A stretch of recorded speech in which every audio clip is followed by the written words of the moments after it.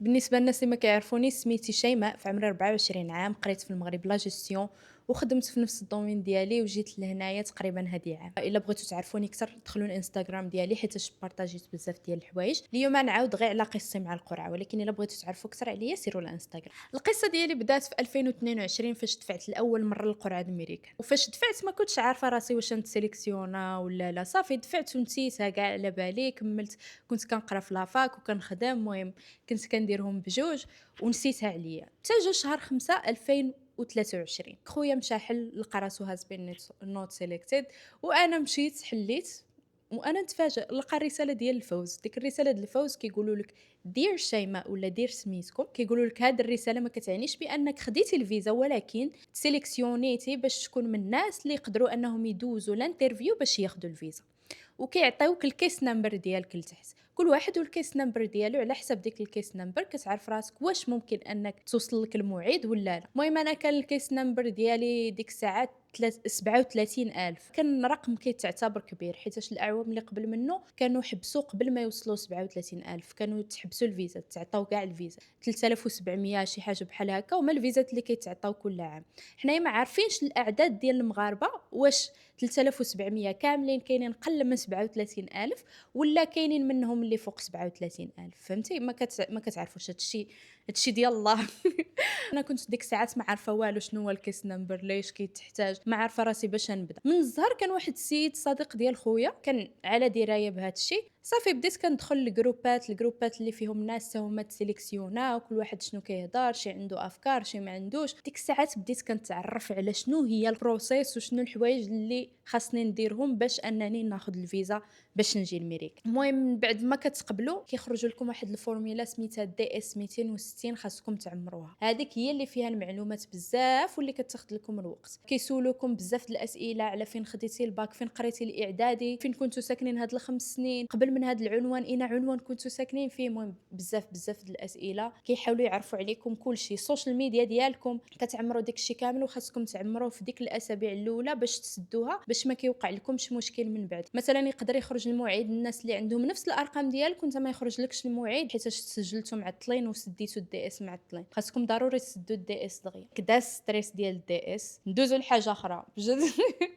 بدينا ستريس ديال انكم تساينوا يوصلكم الموعد ديالكم. ديك الساعات فين عرفت بلا المواعيد كيخرجوا حتى لشهر 8. باش تعرف واش الموعد يوصل لك ديك الشهر ولا لا، كتخرج واحد النشره قبل اللي كيقولوا لك مثلا هاد الشهر في شهر 8 يخرجوا المواعيد للناس اللي الارقام ديالهم بين واحد حتى 5000 مثلا. هذيك النشره كتخرج كل شهر كتقول لك شنو هما الاعداد اللي ممكن ان الانترفيو يوصل ليهم. صافي هي هذيك شهر 8 خرجت النشره الاولى. كان فيها الاعداد يمكن من 1 ل 5000 بحال اللي قلت لكم. النشره الثانيه من 5000 ل 10000، ولكن كانوا شي شهور كيتعاودوا نفس النشرات. مثلا حنايا كنتسناو كانت من 10000 ل 20000، حنايا كنتسناو انه الشهر اللي موراه تخرج من 20000 ل 30 ولا شي حاجه. لا، خرجت نفس النشره يمكن شي 3 د المرات. الناس اللي عندهم ارقام بحالي بدينا كنفقدوا الامل، كنقولوا محال واش يخرج لنا الموعد. المهم المواعيد مثلا الا خرج لك في شهر 8 راك ما دوز الانترفيو حتى شهر 10، كيعطيوك شهرين هي اللي كتوجدوا فيها الاوراق ديالكم. انا ما وصلني الموعد ما خرجت ديك النشره ديالي حتى العيد الصغير ديال العام اللي موراه. يمكن كانت شهر 4 عاد خرج لي الموعد، وكان الموعد ديالي غيكون في 7 في شهر 6. ايوا ملي خرج لي الموعد ديالي بدات ديك الساعات الرحله ديال انني نوجد الوراق. شنو هما الوراق المطلوب؟ الا كنتم مثلا عازبين كيطلبوا لكم شهاده العزوبه، الا مزوجين شهاده الزواج، الا مطلقين شهاده الطلاق. كيطلبوا لكم الباك والترجمه ديالو، كيطلبوا لكم حسن السيره والسجل العدلي، والتصاور يكونوا العبار ديالهم 5/5، وكيطلبوا لكم واحد الملف الطبي. ديك الملف الطبي خاصكم تمشيو لكازا وتدوزوا عند واحد الاطباء محلفين، كاينين هما غير 3. فاش كيخرج لكم الموعد اصلا خاصكم طيروا باش تشدوا موعد مع هذوك الدكاتره، حيت يقدروا مثلا يتسالى لهم المواعيد. خاصكم تبقاو تصونيو وما كيشد لكمش. المهم واحد ستريس كان يا سلام. المهم كتصونيو على الاطباء، كاينين 3 محلفين كتختاروا واحد اللي بغيتوه. فاش كيخرج لكم موعد ديال الطبيب كتمشيو دوزوا الطبيب شنو كيدير لكم؟ كيديروا لكم سكانر على الصدر، تحاليل ديال الدم الى اخره، باش كيشوفوا واش عندكم زعما شي مرض معدي ولا لا. وكيعطيكم واحد لي فاكسين انكم خاصكم ديروهم. كاينين شي ناس كيديروا 3 لي فاكسين، كاينين شي ناس كيديروا 4 على حسب الطبيب شنو يقول لك، ماشي نتوما اللي كتختاروا. فاش كديروا لي فاكسين وكتساليو كلشي وكيعطيكم الطبيب ديك الملف الطبي، كاينين شي ناس مساكن اللي كيخرجوا لهم مثلا شي طاش في الصدر ولا شي حاجه، كيقول لهم خاصكم تسناو حتى نشوفوا واش ديك الطاش شي مشكل ولا شي سل الله يسر ولا شي مرض معدي. يعني ما كيأجلوا لهم ديك الموعد القنصليه حتى كيشوفوا واش الصحه ديالهم مزيانه. المهم الحمد لله انا كنت مشيت دوزت الطبيب وكان داز كلشي مزيان وخرج لي الملف الطبي نفس النهار. كديروا لي فاكسين كديروا كلشي وكيخرج لكم ملف طبي. انا كنت ساكنه في الناظور عرفتي، واحد التماره باش اصلا نوصل لكازا وندير داك الشيء كان خاصني نرجع للناظور. من الزهر كانت واحد السيده عندها نفس النهار ديال الموعد ديالي ديال الطبيب ونفس النهار ديال الموعد ديالي ديال القنصليه. كنا كنهضروا في الجروبات زوينين حيت كيلاقيكم مع ناس اللي بحالكم بعدا كتحسوا بالانتماء، ما كتحسوش براسكم زعما بوحدكم ما عارفين شنو ديروا كتدوخوا. فاش كتمشيو كتلاقاو مع ناس مثلا كتقولوا هاد النهار شكون اللي عنده موعد ديال الطبيب كيقول لك انا كتلاقاو تما عند الطبيب كتبداو تهاودوا شي شويه. المهم كيخفف شويه الستريس، ماشي بحال ملي كتبقاو غير بوحدكم وكتفكروا ما كيدوش. المهم ديك السيده مسكينه مع انا ساكنه في الناظور كان خاصني ضروري نجي قبل، هي استقبلاتني في دارها ومشيت عندها بات معاها وكانوا الناس ظريفين الله يعمرها دار. هما شلوح عرفتي، ماماها باباها عرفتي شحال ظريفين بزاف. ديك الناس عمري ما شفت بحالهم. بقى باها كيدعي معانا وفاق معانا في الصباح بكري سبحان الله زعما داز ديك الشيء زوين وميسر. ايوا صافي مشينا دوزنا الطبيب داز كلشي مزيان عطانا الملف الطبي. بعدا كتكون هذيك هي اول فرحه ديالكم حيتاش كتكونوا مخلوعين كتقولوا ياك ما فيا شي حاجه ياك ما انا مريضه. هذا ستريس عادي كيكون عند الجميع، ولكن الا جاكم حاولوا انكم تسكتوا ديك الافكار ديالكم شويه. غالبا كيكون ديك الشيء راه غير بسبب ستريس. بالنسبه للطبيب الا بقيت عاقله يمكن الكونسلطاسيون كانت شي 700 درهم. كتمشيو ديروا سكانير على الصدر كان 200 درهم. وبالنسبه للناس اللي كانوا قل من 25 عام كانوا كيديروا واحد التحاليل زايدين على الناس الاخرين يمكن كانوا كيديروا تحاليل بشي 300 درهم. والناس اللي قل من 25 عام كنا يمكن درنا تحاليل بشي 1100 درهم تقريبا هكاك. و لي فاكسين جو بونس كنت انا خلصت شي 600 درهم في لي فاكسين كاملين. مهم هادشي اللي كان عند الطبيب والفلوس ديال الترونسبور باش مشيت وجيت. صافي هذيك وليت رجعت للناظور. بقيت يمكن واحد السيمانه ولا جوج على ما جا الموعد ديال القنصليه عاوتاني. ومشيت لكازا هاد المره مشيت للوطيل حيتاش اللوطيل كان قريب للقنصليه. فقت بكري فقت مع شي 5 الصباح وانا فايقه. قالوا لنا جيو حتى 7. انا يمكن مشيت مع 6 الصباح. كنا انا كانت مشات معايا اختي مسكينه وكنا انا وياها اول وحدين كاينين في ديك البلاصه عرفتي. كان مازال مظلام الحال وباقي عندي فيديو ديالها كنقول لها شنو احساسك كتقولي بعدي مني. كان جو زوين صراحه. وكانت تخيلوا واحد القهوه مازال ما حلات عاد حلات مشينا جلسنا فيها. على ما يبدا ديك الشيء عاد بداو الناس كيجيو شويه بشويه. ايوا صافي كنديروا الصف كنتموا داخلين كتحطوا اول حاجه الوراق ديالكم في واحد البلاصه فين كيقلبوهم. وكنت انا ثاني وحده اللي دوزت في هذاك الصف. كتدخلوا عرفتي كانت فيا واحد الخلعه حيتاش كانوا عندي 3 د الحوايج اللي خالعيني. بزاف الناس كانوا كيخلعوني منهم وكيقولوا لي راه يقدروا يرفضوا لك الفيزا بسببهم. الاولى هي ان سميتي في عقد الزديات كانت باي فيها 2 النقط وفي الوراق ديالي كاملين باي فيها نقطه واحده. الثانيه كنت بدلت الباسبور حيتاش الباسبور اللي دفعت فيه بالدي اس ماشي هو الباسبور اللي جبته معايا. كان هذاك قريب يتسالى لي لا دات ديالو. وصافي درت باسبور جديد وكانوا كيقولوا لي لا ما كانش خاصك تبدلي باسبور وانت كان باقي لك اكثر من 6 شهور باش يتسالى لك الباسبور. ايوا صافي كنت مخلوعه كنقول محال واش يقبلوني. والثالثه في ديك التسجيل الاولي اللي كنت درته في الاول هذاك اللي كتدفعوا فيه في الاول كنت غلطت في لا دات د نيسونس فعاودت ما ندير 5 في 1 درت 1 في 5. خاصكم تنتبهوا بزاف حيتاش فاش كتكونوا كتسجلوا في ديك الموقع هما كيقلبوا لكم النهار مع الشهر ماشي بالفرنسي. ديما اللونجلي كيسبقوا لك النهار عاد الشهر. انا مشيت على حساب الفرنسي